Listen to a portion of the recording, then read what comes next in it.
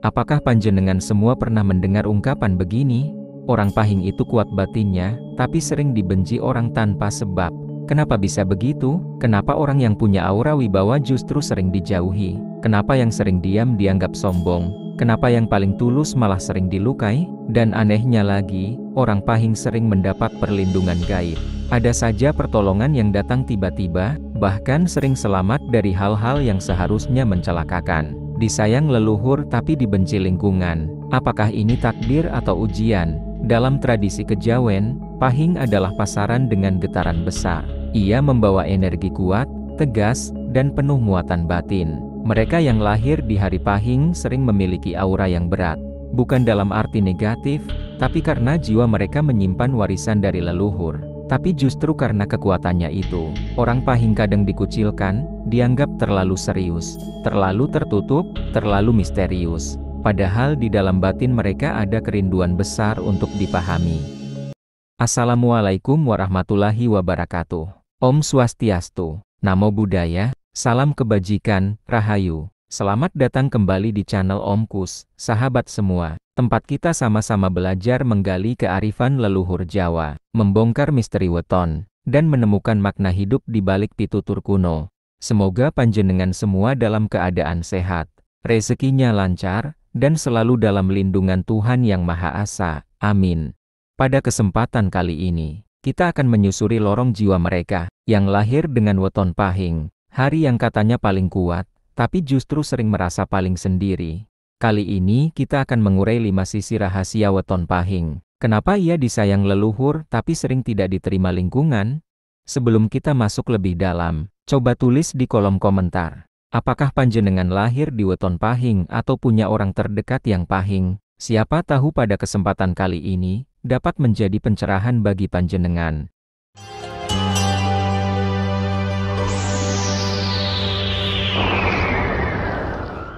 Jangan lupa yuk subscribe, share, like, komen dulu.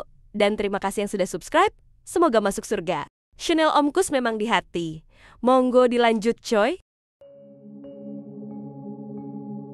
Pahing punya aura wibawa yang tak bisa disembunyikan. Ada orang yang baru masuk ruangan, tapi semua orang langsung menoleh. Bukan karena ia bicara lantang, bukan pula karena penampilannya mencolok, tapi karena ada getaran tertentu dari dirinya, seperti magnet yang memaksa orang lain untuk memperhatikan meski ia tidak sedang mencari perhatian. Begitulah aura orang Pahing. Ia membawa wibawa alami yang tidak bisa dilatih, tidak bisa dipelajari, tidak bisa dipalsukan. Dan inilah yang membuat orang Pahing sering merasa aneh sendiri di antara lingkungan sosialnya. Ia mungkin tidak banyak bicara, tapi sekali ia membuka mulut, kata-katanya mengendap. Ia tidak suka ikut campur urusan orang, tapi diamnya justru bikin orang segan. Ia tidak menuntut dihormati, tapi orang merasa tidak enak jika mengabaikannya. Ini bukan karena Pahing berusaha menjadi hebat, tapi karena jiwanya memang membawa energi tua, energi leluhur yang membuatnya berbeda dari keramaian umum. Wibawanya bukan dari prestasi, tapi dari kedalaman batin yang sulit dijangkau orang biasa. Namun dunia tidak selalu siap dengan orang seperti ini. Banyak orang yang belum dewasa secara spiritual akan merasa terancam dengan aura Pahing, karena Pahing adalah cermin. Ia bisa memantulkan siapa kita sebenarnya tanpa berkata apa-apa, dan bayangan itu kadang tidak menyenangkan untuk dilihat.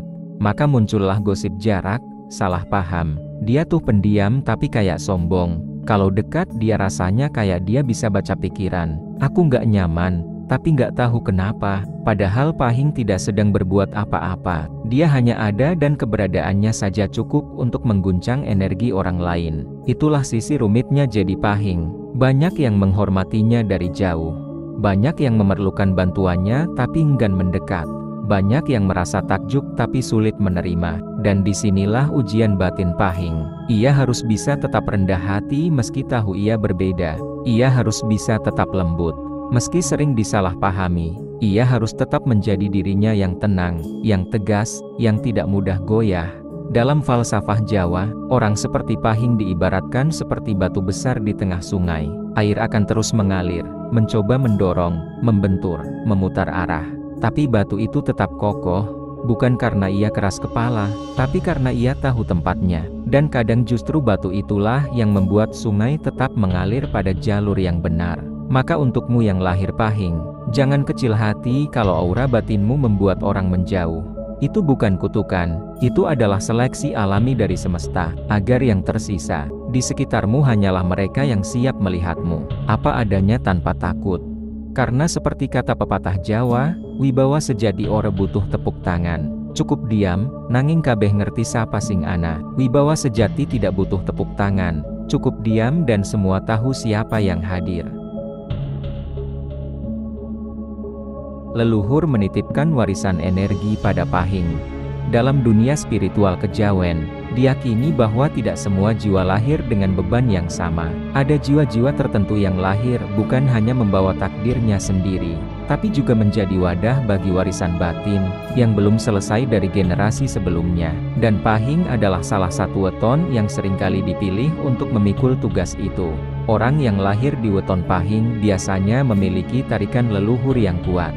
Bukan dalam bentuk nyata seperti pusaka atau wasiat, tapi dalam bentuk rasa, perasaan gelisah tanpa sebab, mimpi yang berulang, ketertarikan mendalam pada hal-hal spiritual atau tradisi lama, bahkan rasa berhutang pada sesuatu yang tak ia mengerti. Ada Pahing yang sejak kecil tidak bisa tidur di kamar tertentu karena terasa berbeda. Ada yang sering mimpi bertemu orang-orang tua berjubah, padahal tak kenal. Ada yang merasakan energi kuat saat memasuki tempat-tempat tua atau tak nyaman ketika mengunjungi makam keluarga. Semua itu bukan kebetulan, itu adalah bahasa leluhur. Leluhur tidak memilih cucu yang sembarangan. Mereka memilih yang punya daya tampung batin besar, yang jiwanya tidak mudah retak saat menanggung rasa, yang bisa membaca isyarat meski tidak diajari secara lisan. Dan itu sebabnya banyak Pahing yang diberi hadiah gaib. Entah berupa intuisi yang tajam, keberuntungan yang tidak bisa dijelaskan, atau keselamatan dari bahaya yang mestinya mencelakai. Karena tugas Pahing adalah menjaga, kadang bukan menjaga harta, tapi menjaga nama baik keluarga, menjaga keseimbangan energi, menjaga jalur darah agar tidak terputus secara spiritual. Namun, tugas itu datang dengan beban. Banyak Pahing yang merasa hidupnya berat tanpa tahu kenapa. Cita-citanya tak pernah berjalan mulus. Hubungan asmaranya rumit, karirnya naik turun. Ia merasa seperti dihambat, tapi tidak tahu oleh siapa. Dan disinilah pentingnya kesadaran batin. Ketika Pahing sadar bahwa sebagian kesulitannya adalah bagian dari warisan yang ia bawa, maka ia bisa mulai menata kembali hidupnya. Bukan untuk melawan, tapi untuk menyembuhkan. Ada kalanya Pahing harus membuat ritual kecil, menyalakan dupa di malam tertentu, berziarah, menyendiri di alam, atau sekadar berdoa sambil menyebut nama-nama yang tak pernah disebut lagi. Itulah bentuk komunikasi dengan mereka yang menitipkan energi itu. Dan saat Pahing mau menerima peran ini dengan ikhlas, satu persatu jalan akan mulai terbuka, perlahan, tidak instan, tapi pasti. Karena leluhur tidak memberi beban tanpa restu, dan restu itu tidak pernah mati. Seperti yang diajarkan dalam tembang lama, sopo sing eling marang sumbere bakal dilindungi nganti tekan pungkasana. Siapa yang ingat dari mana ia berasal akan dijaga sampai akhir langkahnya. Maka untukmu yang Pahing dan merasa hidupmu tidak seperti yang lain, percayalah bisa jadi kamu sedang menjalankan amanah yang sudah lama ditunggu selesai oleh banyak arwah yang tak bersuara. Pahing diam-diam tajam membaca tanpa harus bertanya. Orang Pahing seringkali dianggap pendiam, tertutup, bahkan dingin. Tapi di balik tatapan matanya yang tenang, pikirannya bergerak cepat dan jiwanya tanpa harus banyak bertanya. Sering sudah tahu siapa yang jujur, siapa yang berpura-pura, siapa yang datang dengan niat baik, dan siapa yang menyimpan muslihat. Inilah yang disebut dengan ketajaman batin. Bukan indera keenam yang spektakuler, tapi kepekaan yang halus dan sunyi. Seperti mata air kecil di dalam tanah, tak terlihat di permukaan, tapi selalu ada dan terus mengalir. Pahing membaca suasana lewat getaran. Saat orang lain bicara panjang lebar, Pahing bisa menangkap mana yang tulus dan mana yang sekadar basa-basi. Ia bisa merasakan perubahan energi dari kehadiran seseorang. Ia tahu kalau rumah itu sedang menyimpan masalah hanya dengan duduk sebentar. di ruang tamunya. Namun kepekaan ini meskipun anugerah kadang terasa seperti beban, karena Pahing tidak bisa pura-pura tidak tahu. Jika di dalamnya tersimpan kebohongan, ia tidak bisa tertawa bersama kalau hatinya merasakan luka tersembunyi dari orang yang duduk di sampingnya. Dan inilah alasan kenapa banyak orang Pahing memilih diam. Mereka bukan malas bicara, mereka hanya tak ingin menyakiti. Mereka bukan tak peduli, mereka justru terlalu peduli, sampai sulit menjelaskan perasaannya. Kadang mereka mencoba menyampaikan kebenaran, tapi yang terjadi disalahpahami. Dia sok tahu, dia terlalu sensitif, dia terlalu serius. Padahal Pahing hanya jujur, hanya tidak bisa membiarkan ketidakberesan dibiarkan begitu saja. Dan karena itu, Pahing sering dijauhi oleh mereka yang belum siap berhadapan dengan dirinya sendiri. Sama seperti cermin, ia tidak bersuara, tapi memantulkan dengan jujur. Dan banyak orang tidak siap melihat pantulan aslinya. Maka jika kamu Pahing dan merasa sering ditinggalkan setelah menunjukkan apa yang sebenarnya terjadi, ketahuilah kamu sedang menjalani tugasmu, menjadi pengingat, menjadi penunjuk, bukan agar disukai, tapi agar orang lain bisa melihat kenyataan dan tumbuh. Ada pepatah Jawa yang cocok untuk ini. Kebenaran ora perlu ramai, yen wisahi, bakal dingerteni dewe. Kebenaran tidak perlu gaduh. Kalau sudah waktunya, ia akan dipahami sendiri. Pahing adalah jiwa yang tidak perlu menjelaskan terlalu banyak. Kehadirannya saja sudah cukup untuk membentuk ruang jadi jujur. Dan itu adalah karunia besar, meski kadang membuatnya berjalan sendiri. Pahing tidak dapat dicocokkan dengan semua lingkungan. Ada orang yang bisa cocok di mana saja, masuk ke lingkungan baru langsung cair, berkumpul di forum manapun, cepat menyatu. Tapi Pahing tidak begitu. Orang yang lahir di weton Pahing seringkali merasa seperti makhluk aneh di tengah keramaian. Ia hadir, tapi tidak menyatu. Ia duduk di antara banyak orang, tapi merasa seperti sedang berada di ruangan lain. Bukan karena sombong, bukan karena menutup diri, tapi karena jiwanya tidak bisa beradaptasi dengan kebisingan yang tidak jujur. Pahing tidak bisa pura-pura nyaman di tempat yang penuh kepura-puraan. Ia tidak bisa tertawa hanya karena semua orang tertawa. Ia tidak bisa mengikuti arus kalau arus itu mengarah ke kehampaan. Inilah tantangan batin orang Pahing. Mereka bukan pencari keramaian, tapi pencari makna. Dan karena itu, tidak semua tempat bisa menjadi rumah bagi mereka. Seringkali Pahing mencoba bertahan di sebuah lingkungan, entah tempat kerja, pertemanan, atau bahkan keluarga besar. Tapi semakin lama batinnya justru makin gelisah. Ia mulai merasa lelah, mudah marah, tidak produktif, bahkan sakit secara fisik tanpa sebab medis. Bisa jadi itu tanda bahwa jiwanya menolak energi lingkungan tersebut. Dan inilah yang membuat banyak Pahing cenderung berpindah-pindah. Pindah pekerjaan, pindah komunitas, pindah tempat tinggal. Bahkan kadang menarik diri dari hubungan yang terlihat baik di mata orang lain. Bukan karena Pahing labil, justru karena ia terlalu stabil untuk hidup dalam lingkungan yang goyah. Ia tahu kapan harus bertahan, tapi ia juga tahu kapan harus pergi. Namun tantangan berikutnya adalah tidak semua orang mengerti keputusan Pahing. Ia dianggap tidak setia, tidak bisa diajak kerja sama, tidak tahan banting. Padahal orang Pahing justru memiliki standar yang tinggi terhadap kejujuran, nilai, dan energi di sekitarnya. Ia ingin tempat yang bisa menumbuhkan, bukan hanya memanfaatkannya. Dalam dunia kejawen, orang Pahing kerap disebut sebagai jiwa penjaga kualitas. Mereka tidak banyak, tapi kehadirannya menentukan kemurnian arah. Karena jika jiwa seperti Pahing dipaksa tinggal di tempat yang salah, bukan hanya dia yang rusak, tapi tempat itu pun akan kehilangan kesadarannya.